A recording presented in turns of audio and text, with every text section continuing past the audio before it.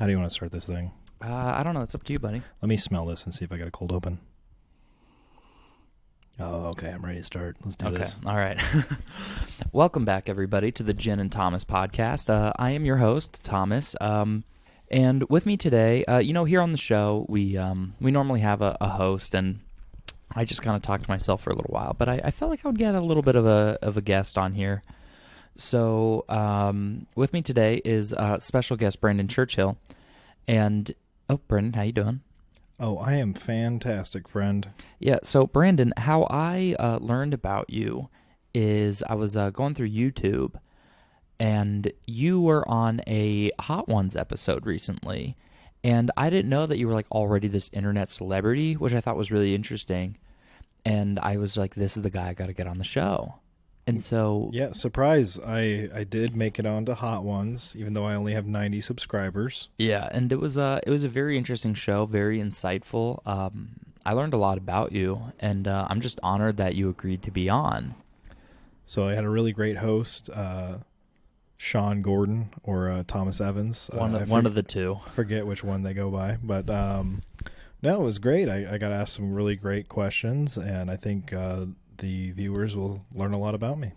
Yeah, so from what I understand, it was a pretty difficult edit, but they were finally able to get their act together and get the video out, which was it was a fun and entertaining watch. I cracked up a few times, but the sauces looked good, the wings looked good, and you were great to have on the show. So anyway, look at us, a real celebrity in the house. Yeah, here I am. But so anyway, Brandon, I don't know if you're familiar with the show.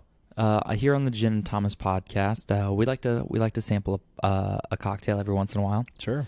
All right. So anyway, Brandon, before we get into the drink, we have a couple of samples. So you actually provided our gin today. Correct. So what gin brand is this? So this is Boodles. Boodles I believe gin. That's the way you say it. I believe it's a British gin. Boodles. And I stumbled across this because of the glasses. The glasses we're drinking out of today are Boodles British gin glasses that I inherited from my grandparents. They're very nice, textured bottom on there, pretty heavy glass. I want to say underrated on cocktail glasses is having a textured bottom. I agree. I think it makes a difference. So Adds a depth. Before we get started on our drink, we are going to sample our gin, Boodles gin, right? Yeah, this is gin. Yes, it is. All right, so let's do a little. The plastic shot glasses. Okay. That was a little bit more gin than I was expecting. It's still a half shot. I really like that gin. Yeah, it's not, I don't want to say it's super floral. There's like but it still has that gin taste. I kind of taste a little orange, a little citrus maybe. I'm not getting any of that, man. Like I would say it's citrus and some flower. See, I'm getting the opposite. I don't think it's floral. I'm getting that sharp taste, like a almost like a Bombay. I've never had Bombay. I think this is more of a Bombay Sapphire. It's like I don't want to say, because that first gin we have, that Citadel, that French gin. Sure. That to me is a little more floral with the smoothness. Oh yeah, it's way more floral. No, I'm getting a little bit of orange hint in this. Yeah, you might be getting that, but maybe, I'm not. Maybe like an orange peel. Yeah, and then I am just like the grittiness, the earthiness. Yeah, and so to me, this is similar to Bombay because it's very cutting. Okay. It just cuts right through. Sure. I don't want to say it's like the most dry gin I've had, but it's a very piercing not very dry, taste. I wouldn't say, no. And so then the other aspect of this drink that we're going to try today is... Oh, shoot, let me grab the bottle. Sorry, guys. The background noises of you getting up from your seated position. All right, so on here is Pierre Ferrand Dry Curacao. A lot of people are familiar with blue Curacao, but it's like an orange liqueur. I really like this bottle. Yeah, I love it. That's what drew my eye to it. And I originally bought that bottle as to be used in a future drink. Dry Curacao. So it's, I guess Curacao is orangey, isn't it? Yeah. And so there's a few different options. I could have used Cointreau for this drink to add a little bit of sweetness, but blended with brandy and cognac. Yeah. Okay. All right, so we're going to do a little taste test of this. The dry Curacao. Okay. It's almost I don't want to say it's sweet, but it's almost like a little bit of like an orange syrup. Yes. Agreed. So I personally really like it. So anyway, with those two samples out of the way, our drink today is the Pegu Club. Pegu. Pegu. I've been saying Pengu, like a penguin. There's no N. But so I have a little bit of blurb here. It's from liquor.com, and it says the Pegu Club's origins date back to the early 20th century and to the club of the same name just located out of Rangoon, which is now called Myanmar. Myanmar. Myanmar. Myanmar. Like many British social clubs in Southeast Asia, the Pegu Club was a product of imperialism, a place for British officials to enjoy some libations in their newly colonized territory. Its signature cocktail borrowed the name, at least while it was published in the famed savory cocktail book by Harry Craddock. Styles. Harry Styles. As for the drink itself, it is essentially a ginger sour, but without egg whites and with the addition of bitters. Rather than simple syrup, the Pegu Club takes the sidecar route and uses triple sec for sweetness and additional citrus notes. But we're using this dry curacao because that's what other recipes have called for curacao, and then some have called for triple sec. Gotcha. But I didn't want to hit the sweetness route for this one because, I'm just a bitter person, man. Oh, we know. But yeah, so I don't know, man. I just like it. Like this little description, I think it's like a fun little history. Imperialism is bad, but I like a drink. But it's created a few things. Yeah, but I like a drink named after a place because of where it was in history. Like this drink, History is important. Like this doesn't have the most insane history, but it has a deep history. Sure. And I do have like a little more blurb for us, but let's get into this. This is a shaken drink, so let's not get it too warm. Okay. It's a bit sour citrus. The lime is very forward. I'm getting more bitter. Yeah. I'm getting like rind. Whatever you call it. Yeah. So the recipe is 2 ounces of gin, 3/4 ounces of orange curacao, a half ounce of lime juice, 1 dash of aromatic bitters, and 1 dash of orange bitters. But I am getting very lime forward with this. You definitely smell the lime. Mm-hmm. And that's that fresh squeeze. Yeah. I personally really like it. Danielle, do you try it? Did you like it? It's citrusy, which I liked, but it was a little strong. Strong boozy or strong citrus? Strong boozy. Well, this is one of our pure booze drinks. I would have to disagree. I don't taste as much booze in this. I mean, it's there because of the bitterness, but like, I don't taste. It's not. It doesn't have that sharp alcohol bite to it. I agree. It blends very well to kind of hide it. She's shaking her head because she's not well versed in these cocktails. She wants the microphone. I really like it, and I think it has a good flavor, and I kind of agree with you, but it leaves a really gross aftertaste in my mouth, like a really gross bitter aftertaste that I don't like. See, I do get the bitter aftertaste, but I'm not like, ugh. Well, you're a bitter person. Yeah. Why do you think I chose the drink? Yeah, no, she says it's too boozy. What she means is it's too bitter. It's not boozy. It's the bitterness that comes through in the aftertaste that she's tasting. Like I said, kind of more of a rind, as you like to say. That's what it's called. Anyway. So a little more about the drink. So modern recipes sometimes use Cointreau, which certainly works, but others call for orange curacao, which is what we're using today. And then it says, adding bitters to a sour isn't unheard of, but it is a bit unusual. Most of the other big-name sours skip them, but the Pegu Club uses a single dash of each aromatic and orange bitters, enough to give the drink complexity without overwhelming the botanicals in the gin or the brightness of the lime juice and orange liqueur. The bitter pear also gives the sour a subtle but notable flush of color, enhancing the lime juice enough so that it has a lovely golden hue, which I do agree. We have a nice bronze gold color here. Yeah, check out the Instagram for that one. Yeah, unfortunately, we weren't able to like double strain it through cheesecloth like they want us to do to get it as pure as possible. I had a few floaters in mine, but I'm a man and I will drink it. Also, I would like to mention that hearing that it's more of a gin sour kind of makes sense to me, and then I understand the drink more. Yeah. It's a play on a drink that, like, it's a play on a couple of drinks because it's like a gin sour, but it's also similar to a sidecar. Right. Remind us what a sidecar is. Oh, my God.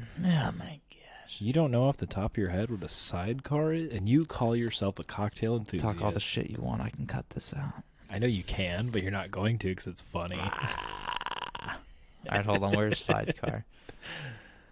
I've talked about sidecar a couple of times. We have. But shit. Because of what drink was it that we talked about? Oh no, it was the love. No, not the love potion. The between the sheets. Yeah, exactly. So right it was here, the sidecar, which was the motorcycle. A sidecar to the sidecar. Yeah, it's the motorcycle. So it goes. So it's cognac, orange liqueur such as Cointreau, lemon juice, orange twist, sugar rim. So yeah, this is similar to Between the Sheets in a lot of ways. Mm-hmm. But I dig it. I dig it because it's boozy, and you know how we like our booze on this channel. I like it too. I think that maybe we just have a little too much lime juice. I mean, you're the fixologist. You're the fixologist of the show. My recommendation is maybe instead of like a 3/4 ounce of orange curacao, maybe we'd hit it with a full shot of orange, like 2 shots of gin, shot of the orange, and then maybe still just a half of the lime. I don't know. That's up to you. I will finish my drink and then I will fix it. Yeah, I have some ideas. Yeah, I think maybe we just need either less lime or a little more orange for me. I agree. Yeah. I think I have a range that I want to go. Yeah, but route. Overall, pretty good. The British finally did something right. Those limey bastards. Those limey bastards. One good thing came out of imperialism, and it's this drink. Should we talk about the ambiance? We should. So, our ambiance today. So, this drink, it was around, online it talks about the golden age of cocktails, and that's kind of when this came to fruition. And then, kind of died down, but it had a bit of a resurgence in the 2000s. And I want to say this has like that wine cellar speakeasy vibe. Yes. Like speakeasies were a thing, and then they kind of died down, but now it's kind of coming back up. So that's our vibe today. Here, live on location, we're in this little bit of like a wine cellar, barrels all across the walls, speakeasy type, dim basement, lit, candlelight, yeah, giant barrels in the background kind of vibe. Yeah, so it's pretty good. Let me expand on this golden age of cocktails because I heard something the other day and it made so much sense to me. And let me get your take on this, okay? Mm-hmm. A lot of these older classic cocktails came out of the Prohibition, where people are making liquor in their goddamn bathtub. Well, it's like necessity is the mother of invention, right? Right. So you had to come up with ways to make your bad booze taste good. Yes. So listen to this. You're on the right track. So your bathtub booze that tastes like ass, they dress it up with lots of sugar and bitters and hide the impurities in the alcohol with all these sugary, more ingredient cocktails like the old fashioned, lots of sugar and coverall, How do you feel about do you agree with that? That's where a lot of ththese cocktails came out of? Well, I wasn't there, so I couldn't tell you. But no, but does that make sense to you? No, it makes sense. And a lot of I don't know. So the Sazerac was the first cocktail in America. We're gonna have an episode about it, don't worry. And that was already relatively complex, right? And then, so there was an art to the cocktail pretty early on. Sure. And so we weren't afraid of getting crazy. And then when Prohibition came around, we had to kind of dress up these cocktails, kind of like with grog. Grog was made to cover up the bad taste of water because it had the algae growing in it. Right. And so I think a lot of these drinks may have come out of Prohibition, but I don't think it's it's not because of Prohibition we started making cocktails. I think no. I think it's Prohibition. I think just a lot of cocktails came out of Prohibition, but we weren't afraid of getting crazy. No, Prohibition birthed a lot of the well-known cocktails that we have today. That's what I'm thinking. That's probably very true. I forget where I heard it, but after hearing that, I was like, it clicked, and I was like, you know what? That makes a lot of sense. If the booze tastes like ass, you definitely want to cover it up with lots of sugar and different types of ingredients. Well, that might be a fun episode to do a kind of talk about what came out of that time period. I wouldn't be afraid of doing the research. That would be a fun thing. Figuring out what came out of that time period. You know what's crazy is like Prohibition was only like 13 years, but 13 years is a long time. But fucking made NASCAR. Yeah, but it just produced. Yeah, exactly. All those stock cars. So many things came out of that. The aftermarket car part industry came out of that. You know, the racing series. Yeah, stock car racing came out of Prohibition. Bootlegging, all that. You know. Absolute. That's like it almost deserves like 2 episodes. There's so much there. I would love to get into it because then I can actually explain my hatred of apples because that goes back to Prohibition. Nice. I just want to say that when you hear golden age of cocktails, you're thinking like the Roaring 20s. Well, when actuality, the Roaring 20s was Prohibition. Yeah. Well. Was it, or was that 1920 to 1933? Okay, I was trying to think of. I'm only basing this off of like The Great Gatsby. Oh yeah, that's fine. So I was thinking the Roaring 20s was after Prohibition ended. No, it was it started in 1920. Did it really? Yeah. Okay. Ended early 1933. Okay, so that's wild then. I don't know what time of year. I don't know why it would be the Roaring 20s then. I would have thought that would have been. I guess that's. They're still getting boozed. There's nothing Roaring 20s about going to like a dive bar. It's all about beer in your fancy speakeasy or someone's personal house party. So, the rich get the booze. No, sorry if I sound uneducated about Prohibition. I'll come back like full force with like a full detail about it. That would be a fun episode. We'll do some research. Oh my God, we are coming up on the. Oh my gosh, I am so stupid. No, yes, I am such an idiot. We are coming up on 90 years of Prohibition being repealed, and I did not do any research. So, tell you what, for the next episode, it'll be 90 years plus 1 week, and I will talk about Prohibition. I think that's close enough. I think the listeners understand. Oh, my God, I am so stupid. Why didn't I think of that? April 7th, 1933. April Fools. We got another one coming. Yeah, April Fools again. Yeah. Damn it. No, it's fine. You know, well. This is how things go, okay? This is real life. We don't plan. How much time do you guys think I have? Do you think I have time to Google everything? Well, after you got your new job, now you do have time. Now I do. Now I'm. What's your time worth? What's my time worth? What's your drink worth, everybody? What's your drink worth? Oh man, yeah. No, I think a Prohibition episode is going to be a good.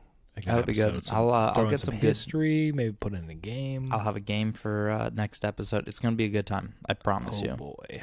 Can't wait. So, well, speaking of jobs, I'm not going to go on another rant like last week, but I kind of want to continue off of that. So, Brandon, I have these written down here. What is your least favorite job you've ever had? It doesn't have to be like the best or like the least as in it was like the worst job, but like what's your least favorite? Like, I really did not like working at that water park. My least favorite job would be the in-between my 2 big jobs. So I moved down to St. Louis for this job. I'm not going to name them by name. I won't do that. Come up and talk to me in person. I'll name them. Churchill Engineering is the place. Yeah, no. Come up and talk to me. I'll name it by name. But so I was working at this place for 3 months while I was in between the 2 really good jobs that I had. And it would be a good job for a certain type of person. And there was room for growth, but I wasn't doing really anything at this job. I could get all my work done in like 5 minutes, and I was just sitting at my computer all day long, just doing nothing. It was horrible. Very boring. It was still like COVID rules. Like there was nobody in the offices. A lot of rules to do nothing. Yeah. It just wasn't fulfilling. It was, I don't want to say beneath me, but it was just not what I had more skills to offer than what that job was. That's very similar to how I felt about my last job. All right, so counterpoint. Well, maybe I'll talk about... No, we're talking least favorite jobs. Yes. And let me tell you, Yeah. I didn't say Steak and Shake. Yeah. That one was go, go, go, dealing with hangry people. But it was my first job, and I learned a lot. And it also taught me respect for people in the restaurant industry, the fast food industry. It definitely, I learned a lot, like I said. And you learn like a work ethic. You learn like if you're leaning, you're not cleaning kind of mentality. Like you should always be doing something. And also that job, the people that work there were so fucking cool, dude. Yeah. I worked with some of the greatest people that I've ever worked with at that job. And you know what? None of them work in that food industry anymore. But they're doing great things, and I know they're great people. And by the way, third busiest Steak and Shake in the country, boy. There you go. Mic Brandon drop Churchill. on that one. The one and only. Handling the third hangriest people out there. Started in Bloomington Normal, by the way. That's really... Yes, Steak and Shake started Look at you. in Normal, Illinois. I almost went there yesterday. I didn't, but I almost did. You know who did? Our co-host. Our co-host for the day. So my least favorite job, I'm probably going to go with my last job that I just bitched about for an hour. Really? Yeah. So you guys can listen to that. I'm not going to go over it No, again. we don't. You can get the details in that one. Yeah. All right. And I have to pee.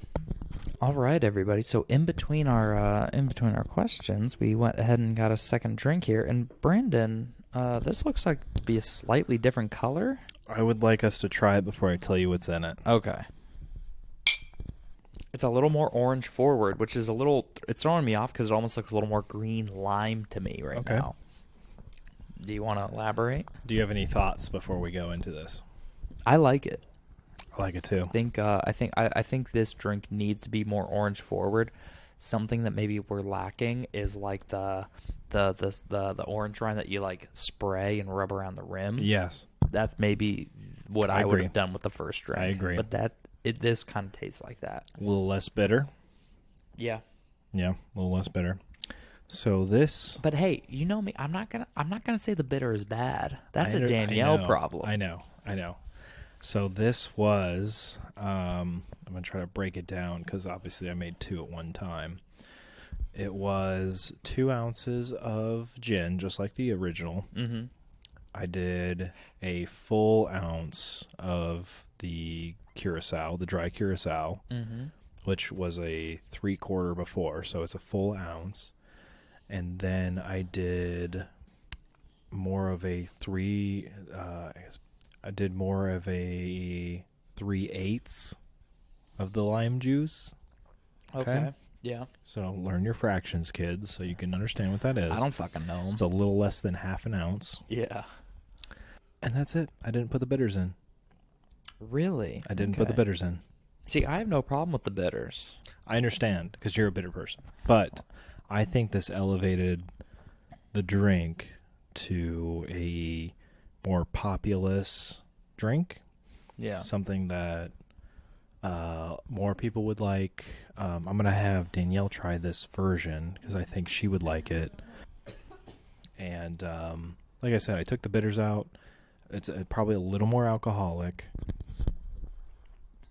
Yeah, it's. I don't put this in my face yet. I need. Oh my God. She wants to try her original to see what she actually thinks. I think I like the original better. Really? Wow. Please elaborate. I don't know why. I just think I like it better. A little more complexity, maybe? It's the depth. It's definitely the depth. I don't know why. I don't know why I like the other one Yo, better. I thought she was going to be like, oh, this is way better. She clowned your ass. Bro, you're going to marry her after that disrespect? Of course. What the fuck? That's what marriage is about. No, so I think I went more for the masses but the original has a depth that you won't get in this because of the bitters and because of the way that it's mixed. I think it's a depth thing. Yeah, so I do like this, Brent. I don't want to take anything away from you, our fixologist.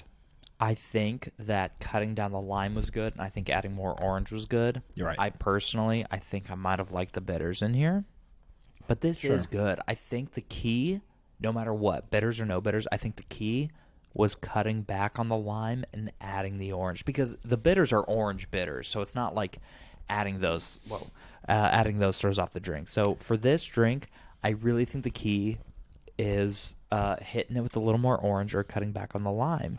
Well, I think if I could do it again, I would probably put the orange bitters in and not the regular bitters. Mm-hmm. But also, when we did Between the Sheets, we had Contro, which is a little sweeter. Yeah. I feel like that has a place in this drink. Okay. Some recipes called for the Contro, some just said Curacao, and I went with the dry Curacao because... Remind me, the Contro is the triple sec? Yeah. Yeah. And so that has a little more sweetness, but... Por que no los dos? Yeah. Why couldn't we do half and half of both? You know? Because I'm not made of money. Well, I guess I already bought this, so it wouldn't have mattered. No, I just mean like in general, like why couldn't you do both? You know, get a little bit of both in there. Yeah. So I do think add some depth. I do think that the Contra would have worked well in this, especially because this gin in particular is a piercing gin. It's very sharp. So if like you were using this or a Bombay, I would maybe go with the Contro. Okay. But if you're using a smoother gin, like if you're using like a Hendrix, which is really smooth, or that Citadel gin that we use for the gin tonics, which is really smooth to me. So if you're using a smooth gin, I would go with the dry Curacao. Okay. But with a sharp gin like this, or a Bombay Sapphire, or a Bombay Sapphire East, which I really love, I think that no. You want the triple sec with the cutting gin? Yeah. No, I want the Contra with the cutting gin, with this, or the Bombay Sapphire. Right. If you have a smoother gin, you want the dry Curacao. Sorry, guys, I had that flipped. Yeah. So if I had to redo this, that's maybe the change I would make. Yeah, no, that makes sense to me. You know what I mean? Yeah, you don't want too much dry. You don't want too much sharp. This is just sharp on sharp. You want a mix, a very depth, a very deep mix. But we're doing sharp flavors. on sharp. The first drink was good, and the second drink is good. Yeah. I don't think you're going to go wrong with this drink, but you have to have that taste for the... It's no Negroni. It's no Negroni, but Negroni is like just bitter. Yes. But you need to have you have to appreciate the sharpness with this one. Yeah, right. No, I like them both. I like them both. They're both good. They're both good. And we're doing sharp on sharp. So so if you don't have bitters or you can't find the bitters, I think you can do this the way we did it. Yeah, absolutely. This is good. This is really, really good. Get you some Curacao, some gin, and some lime juice. If you didn't tell me that you didn't throw the bitters in here, I wouldn't have noticed. Right. You know what I mean? You'd be like, it's kind of lacking a little bit of depth, maybe. I don't even know if I would have known to say that. Right. You would have just been like, it's different. Yeah.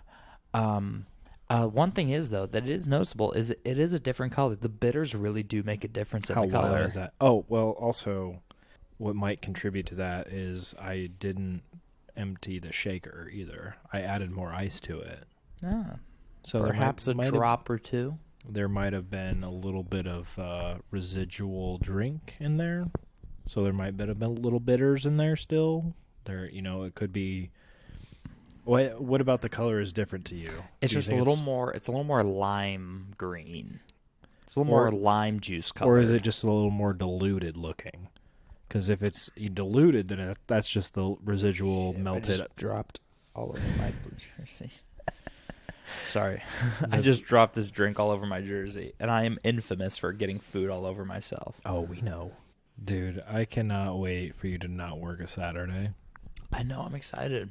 No, so He's seasonal now. Yeah, well, not seasonal. I'm a part-time. substitute. So I only have to do 2 weekend days a month now. No, it'll be nice to have you around for the warmer weather when we start doing some outdoor activities. Mhm. We get some grilling going. And also, like, if I'm going to be working, I don't want to work 7 days a week. What's my time worth? We just talked about it. Exactly. I shouldn't have to struggle to have a day off. No, it's I know it's been a struggle for you, but it's been a struggle for me, brother, because I've been like, Thomas is fucking working after 5 o'clock is when I can see him. I really didn't know how much of a sacrifice it would make to like everybody, for the podcast, for you. Yeah, brother. I've been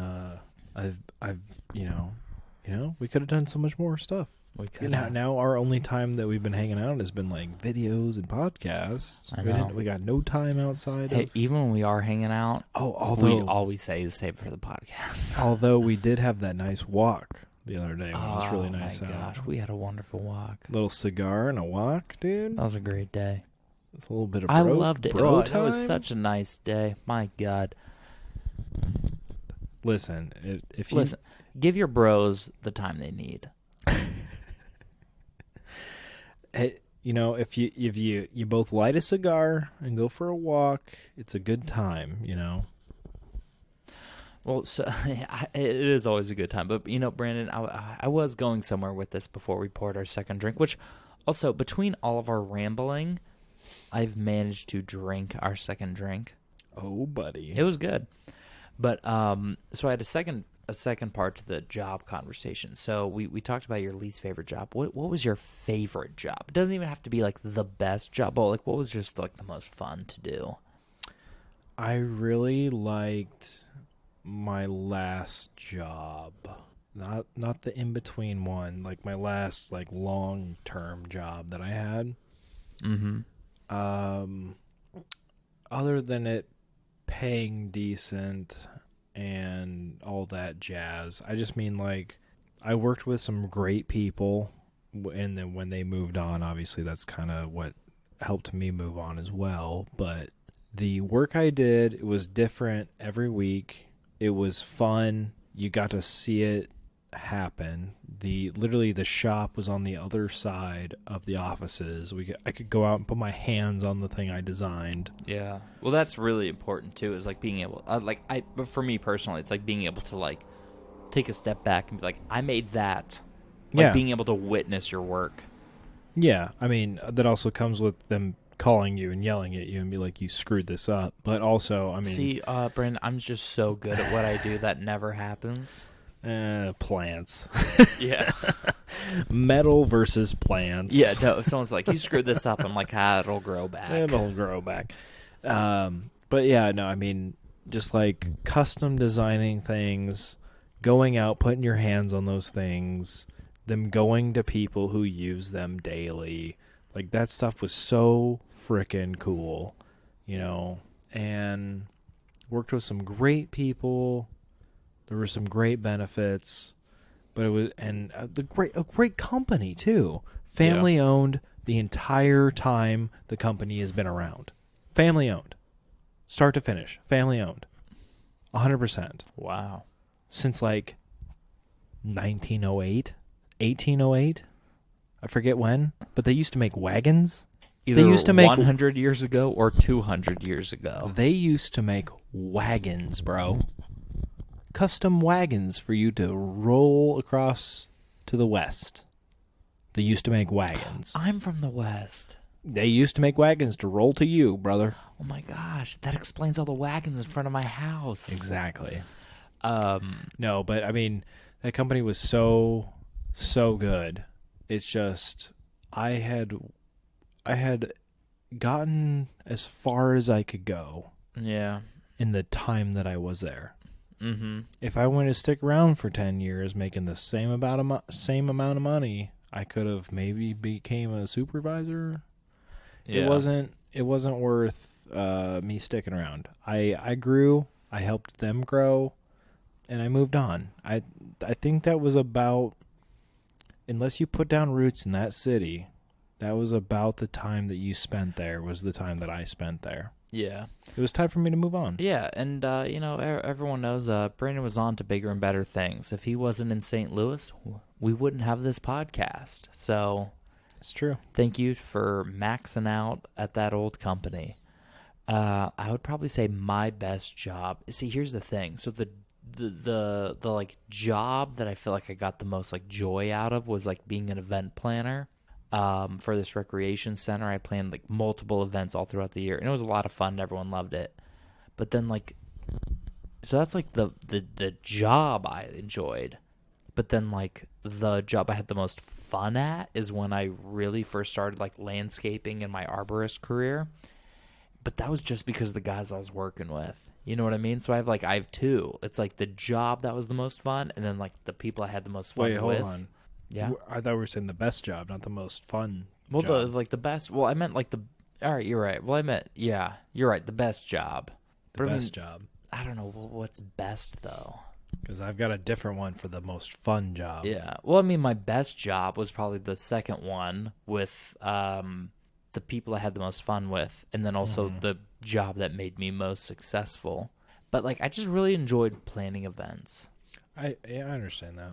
But my arborist career, I mean, there's not really much to say. I was just fucking doing tree shit all day, but I loved it, and that really sparked the passion that got me into arboriculture.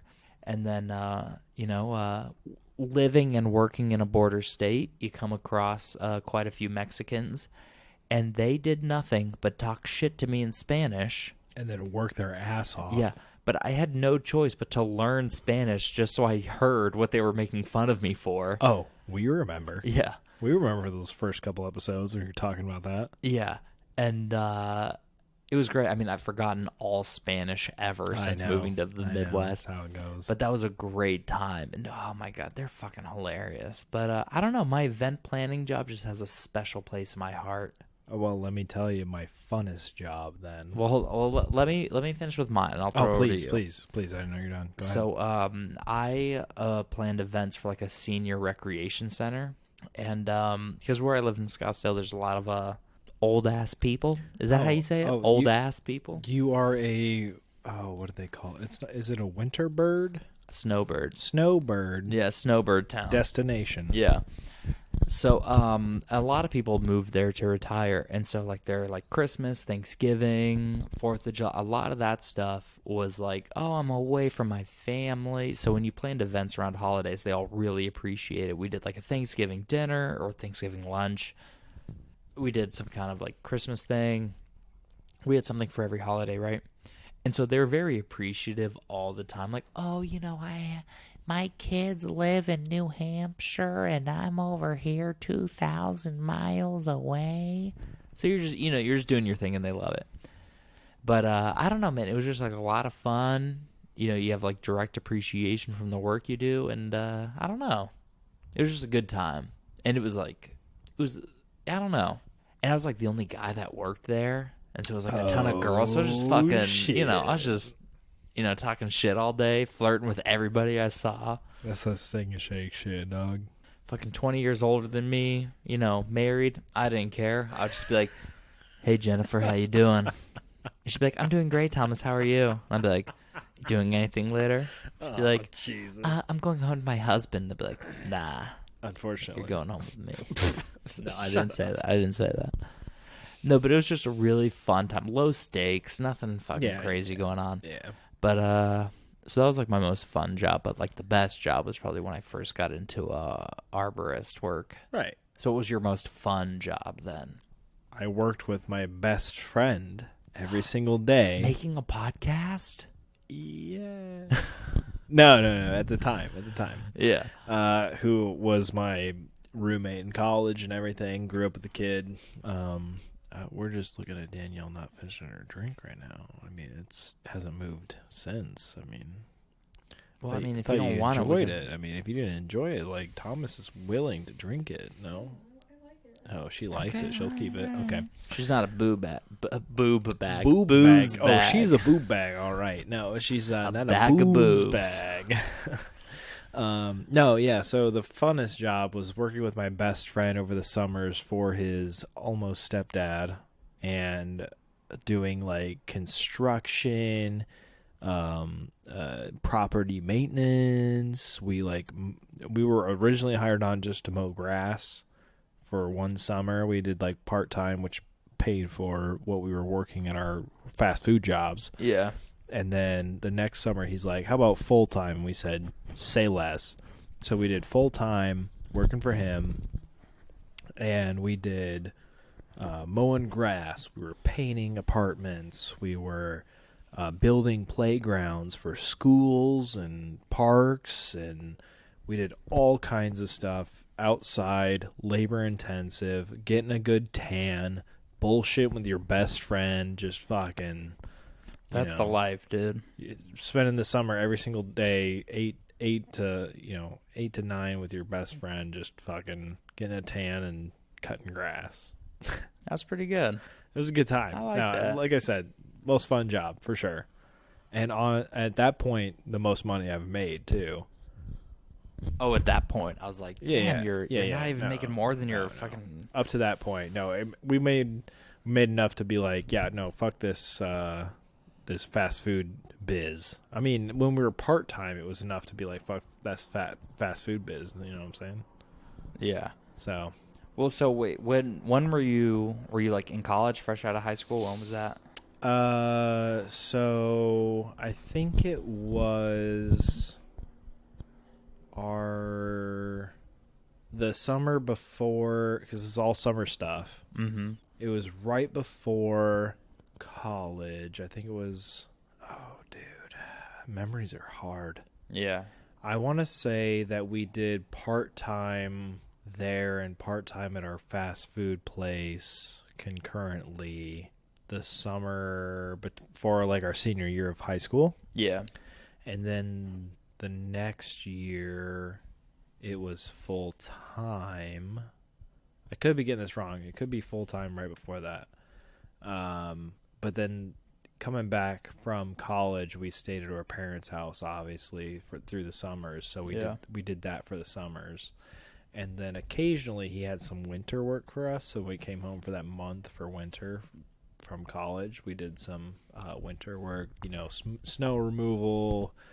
Oh, we had there was a like auction house that we went into and kind of like cleared out. We brought anything of quote unquote value down to the main level from the like warehouse part, and then got a bunch of the trash together to be thrown out. So it was basically just us fucking around in a giant building for the whole winter. Yeah, that reminds me of something like somewhat off topic. When I was in high school, we like went to band camp, right?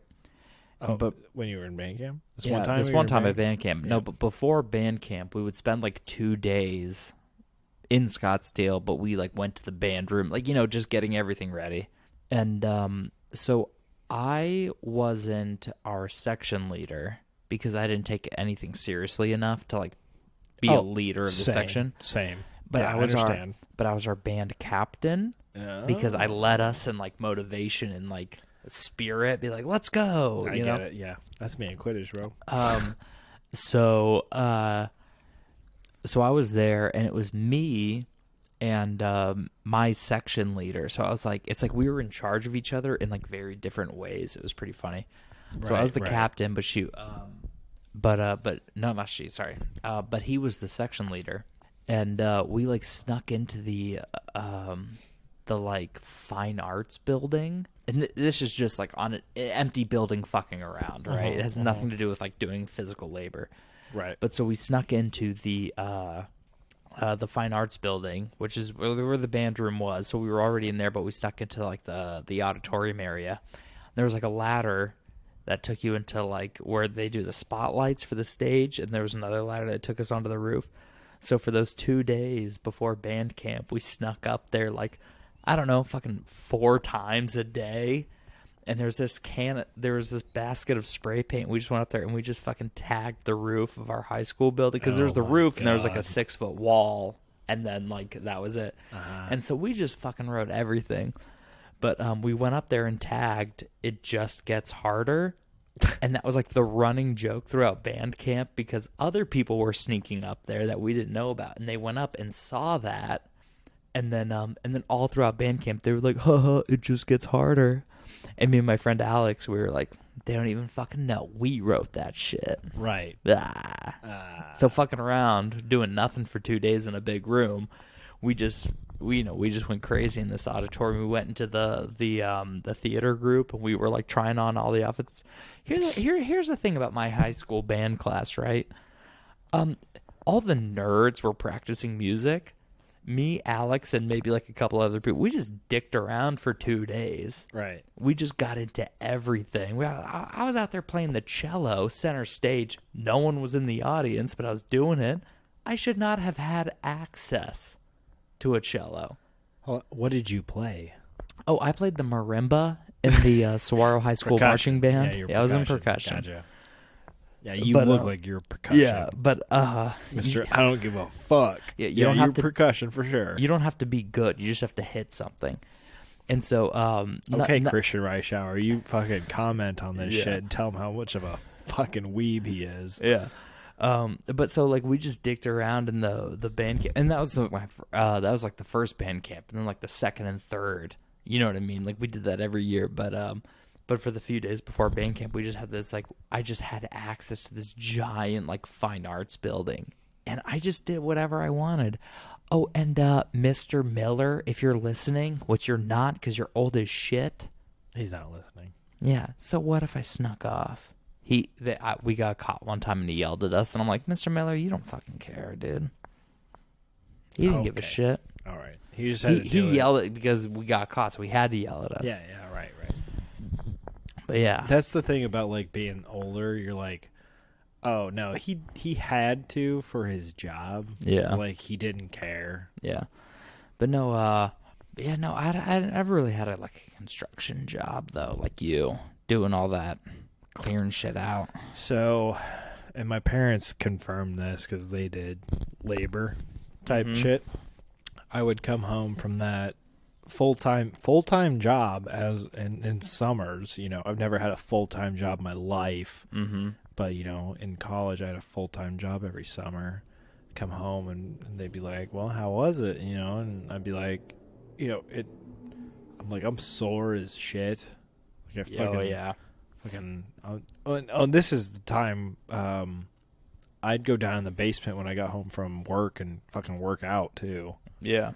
I got fucking jacked, dude. Fucking jacked. I graduated from high school and got fucking jacked. But no, I'd come home and go work out or come up and they'd be like, so how was work? And I was like, dude, I'm exhausted. Give me food and I'm going to bed. Dude, and they're like, so how do you feel about that? And I'm like, I understand what you're saying now. Like, I definitely don't want to do this for the rest of my life. Like, I don't want to have a manual labor job for the rest of my life. Like, my body will just decay and break down and I will die. Yeah. Early. Well, I mean, you can even ask Danielle. When I was in Arizona doing like my arborist work, like I'd come home because she came to visit me and a certain someone. Yeah, she was there for like a week. Yeah, so she probably saw you. Well, yeah, while you were working. So I came home from my arbor work, and I would just go home and pass the fuck out. And she was staying in my house, and I would just be like, "Hey, Danielle, nice to see ya. I'm gonna pass out for like 6 fucking hours. Yeah, wake up, eat dinner, and go back to bed. 6 hours is dramatic. I'd probably take like an hour or two nap. Probably take an hour nap. Yeah, but yeah, no, man, those physical jobs are tough. Yeah, it takes a lot out of you. And but the people that work those physical jobs are fucking funny as hell. Fucking characters, dude. We could spend an entire episode on just characters from physical labor jobs. No. I mean, I know you got the Mexican guys. I've got the white guys in the Midwest. Yeah. We'll do a whole episode on just quotes from these fucking guys. Yeah. You feel like you're living in a goddamn cartoon. 100%. Yeah, no, these people are nuts. No, they should be on a goddamn show. No, but I don't know, man. I'm glad we could turn this around and make it like a positive job experience. Because the last one, I didn't want to leave a bad taste in everyone's mouth about having to work. You don't want to leave a bitter taste. A bitter taste? You want to leave That's a why we bitter didn't do aftertaste? bitters in the second drink. No, but No bitter I aftertaste in that. and then I feel bad. Like I'm not one of these guys that's like, oh, having to work, gross. Like I enjoy doing something. Well, let me be honest with you. Like, I did enjoy the physical labor. I just knew that I couldn't do that forever. Yeah, no. You know, there's something satisfying about putting your body through a test and making something crazy or something like, that people are going to enjoy. It's just that wasn't for me to do for the rest of my life. Like, it was still very enjoyable, and I definitely got a lot out of it. You know what I'm saying? Yeah. Well, what's crazy is arborist is one of the most dangerous jobs in America. Yeah, trees fall on you, Yeah, bitch. no, exactly. It's because of the threat of shit falling on you. Yeah. I don't want to get too dark and spooky, or not spooky, but dark and sad. Oh, but there was this guy, and he was trimming a palm, and he was, palms have feather or or fanned fronds, right. So he was cutting them and throwing down, and I guess one part hit the guy on the ground, hit him on the head, knocked him out, and then as the guy in the palm was cutting the leaves and throwing them down, and they just kept landing on the guy on the ground, it ended up suffocating him. Oh, you know what I mean? God. So fucking died. Oh my God. Fucking sad, dude. Fucking died. And so you never know. Who's gonna think oh, we're just doing a palm today? I'm gonna die today. Right. But you can have tree branches fall on you and all that shit, or fall out of a tree. So arborist is a dangerous job, but they don't call me Thomas Danger Gordon for nothing. Who calls you that? I do. Okay. No, but no, I certainly don't enjoy the physical labor in the same sense of just working all day and working all night and blowing out all my joints. But I do my best to wear a helmet while doing my arborist crap. But smart. Yeah, I don't know. Physical jobs are good because you get the direct a good day's work. Yeah. Oh yeah. Yeah. Good day's work. You get some exercise, and then you realize this is either I'm going to do this for the rest of my life, or I don't want to do this for the rest of my life. Look, the dream is to just be a consulting arborist where I get to look at a tree and be like, "That's a tree." Cut it out. No. Oh, I do everything. It's a tree. I do everything I can to not cut up a tree. No, I know. We talked about this. I'll look at a tree and be like, "There you go. You gotta do a thing." That's where the money is. See, the better you are at being an arborist, the less you have to do. When you're a pro, you just consult. That's engineering, dude. And then you just say, you just got to do the thing. Yeah. Oh, I get it. Yeah. I don't know if did we even talk about anything? I don't know. We didn't talk about anything today. But that's okay. You know what? We gave enough about the drink earlier, and this was a drink heavy episode. Was it? Yeah, we did it. We did. I like when we do a review for the first and second. Yes, we should go a little bit deeper into that. That's more of a recent development. This but is a drink deep episode. A drink deep. We are a deep drink episode, ladies and gentlemen. We are a drink deep. A Drink Deep with Brandon Churchill. New podcast starting soon. Oh, shit. I got a second one? You have two podcasts. A sip of brandy and a Drink Deep with Brandon. The April Fools of the sip of brandy. Yeah. As the show goes on, you just get more and more podcasts that you're responsible for. Hey, my credits just keep building. Yeah. But no, I don't know, Brandon. Unfortunately, I missed the 90-year prohibition repealed anniversary. No, we'll get another one. Yeah, we'll get that next one. Oh, that next one.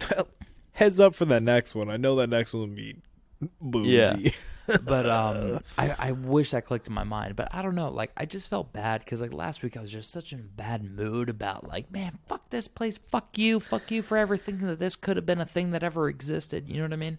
It was your therapy session. I know. But even when I was editing it, I'm like, shut the fuck up, dude. We all have shitty jobs. But I don't know. We talked about worst and best jobs. I don't know. I just wanted to... No, this was a great... Not to be work related all the time. No. But I wanted to this was level with the people. This is a good attachment to the last episode of not all jobs are bad. Yeah. Some jobs are fun as shit. And some jobs are good. Some jobs are really good. And some jobs suck ass. But hey, even if this was a nothing episode, the people that listen, they listen because they care. Shout out to you, Belgium boy. Which earlier today, I met somebody, and they're like, oh, I visited my friend in Brussels one time. Their name was Jeremy. Oh. So if Jeremy is listening, your friend says hi. I didn't catch their name. But whoever you are, if you are in or around Belgium, I promise you're our only listener. Write into the pod. I have to know. brother, review and write in and say you're the Brussels boy. Like we'll catch you, bro. Because we have listeners, and they have to listen to me saying who's the Belgian boy every week. Or girl. You can be anything you want. You can be a boy, girl, anything, but you can be a goddamn horse. I don't give a shit. I need you to write in so I know who I'm talking to. We'll come visit you. Let me build up the savings, and we'll come.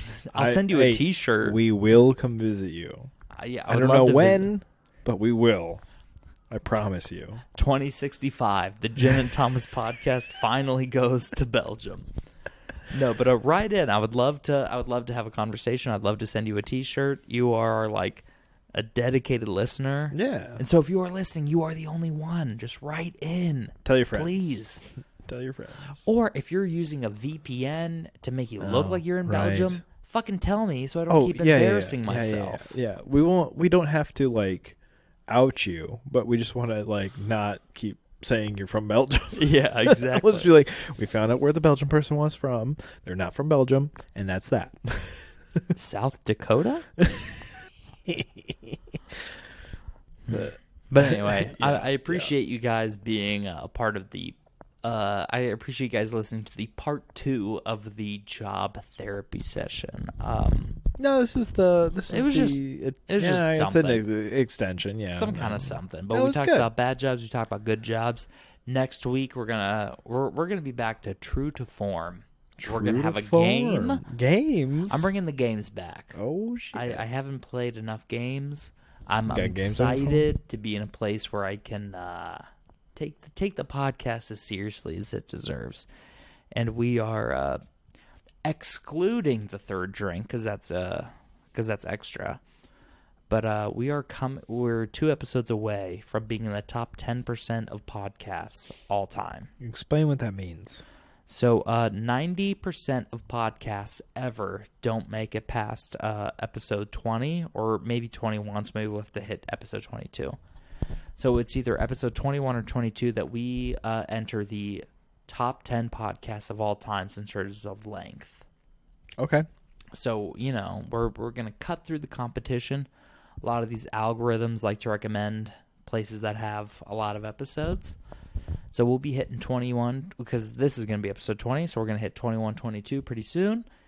And then we're going to be hitting 26, which is 6 months, which I'm very excited for. And then before you know it, we're going to be hitting episode 50, which puts us in like the top 10% of the previous 10%, which I am not a math major, but maybe that's top 1% of all time podcasts. Because there's a lot of people that make like 4 podcasts and then give up. And now that you're only doing this other job every couple times a month? Yeah, so the part-time job I talked about in the last episode, I'm only going to be doing that like once or twice a month, so... We can get more third drinks then. Oh, yeah, plenty more third drinks. Well, we got third drinks to come, brother. Well, the thing is I teased a third drink a couple episodes ago, but we got to get her back for the third drink. Oh, she'll come back. Well, fucking call her, my man. We got to have her on. All right. She'll come back. I guarantee. But we have a couple of co-hosts lined up that I'm very excited for. Good things to come for the Jen and Thomas podcast. This summer is going to be lit, fam. Yeah, the summer is going to be a wild time. So if you don't mind, please suggest us to your friends, as many as possible. I don't know. I mean, we're not terrible, right? Where can they find the Jen and Thomas podcast? Well, first of all, where can they find you? Don't fucking close out my own show. You want to do me first? Yeah, no, you're the guest. We always I've never been on here. I don't know how it works. Yeah, sorry. We always close out the guest first. Okay, well, you can find me at Brandon Churchill on YouTube. Brandon_Churchill_95 on Instagram. Brandon Churchill without the U in Churchill on Twitter. I have been tweeting. He has. I've been retweeting. Yeah, and I think that's all that I put out there. Thomas, where can we find you? What? You're not the host. Where you can find the podcast. This guy obviously hasn't listened. So where you can find the podcast is Jen and Thomas Podcast on Instagram. Jen and Thomas Podcast on Instagram, or Jen and Thomas Pod on YouTube and Twitter. On the YouTube, we post the episodes. I'm going to be editing up some clips to be posting every week here pretty soon. And then as for me, you can find me on Instagram at Capt Cool Kid. That is CAPT Cool Kid on Instagram, as well as Bad Boy of Botany. I haven't really posted to either lately, but I'm getting back into it. I'm in the better place. I'm ready to start sharing my love of the world with people. I mean, that's me. I'm not really on anything else. So, you know how we like to close it out here. Drink responsibly. Don't drink and drive. Don't drink and con a boat. Don't drink and scoot is something we added recently. And unfortunately, we're still labeled under self-help on Spotify, and I don't know how to get us off. So what I like to say is, how do I say this? Find what you love to do and get paid for it. That's the part 2 to the job description, or the job podcast, is just get paid to do what you love. Go home and be happy with a hard day's work. Is that okay? I mean, do you have anything for that? Find your plant room. What is your time worth? These are all themes that resonate throughout the episodes. Exactly. I know we are labeled self-help. We don't necessarily want to be, but we're okay with it because we kind of do give some advice, some insight. You don't have to take the advice, and I wouldn't say that it is advice or insight. We're kind of idiots, but we're also kind of not. I mean, we've lived life, and we have some insight to give you. I don't know. I just want to kind of resolve the bad energy I put out in the last episode. You know what I mean? I wouldn't say it's bad energy. Well, I just wanted to. It's truth energy. I wanted to put out there that we're putting out some positive. We're putting out positivity, peace, love, and positivity. Yeah. So my self-help advice: bad jobs can get better. Bad days can get better. I just didn't feel good about last week's episode, and then just pretending like all work sucks. But anyway, because it doesn't. But next week, we're back to true to form. I'm gonna have a lot of fun stuff. We're gonna talk about Prohibition, about 90 years and a week too late. If we're not blacked out for that, I'm very disappointed. Just fucking wasted on toilet wine. Exactly. But anyway, everybody, I said it before. Please drink responsibly. Be kind, be safe. Good night. Peace.